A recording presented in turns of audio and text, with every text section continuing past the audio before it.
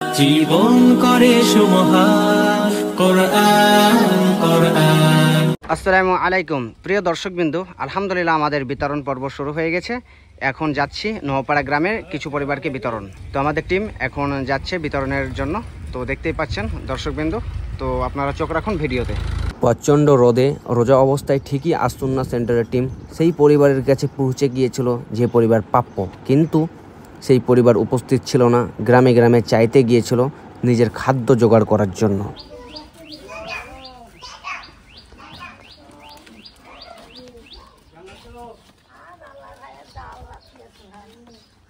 আসসালামু আলাইকুম, প্যাকেজটা ধরিয়ে দাও।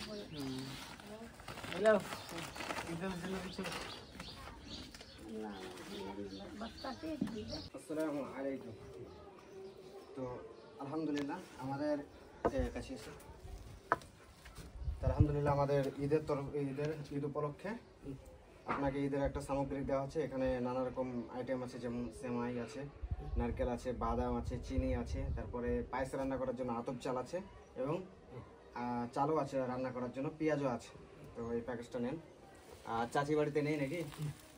কোথায় গেছে চাচি? মানে চাচি গ্রামে গ্রামে ঘুরতে গেছে, চাইতে গেছে। আচ্ছা, আপনি কি কাজ করতে পারেন? কাজ করতে পারেন না? তো আপনার বাড়ি এটাই নাকি? আর রান্না বান্না এখানে হয়? তা ঠিক আছে, থাকেন তাহলে।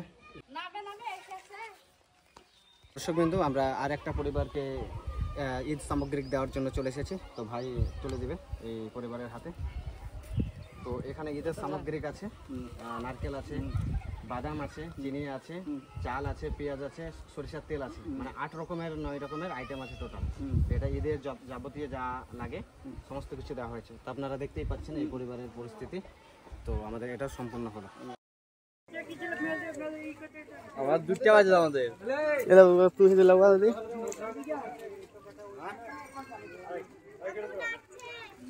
আর এখানে গেটের মুখ আছে দাও।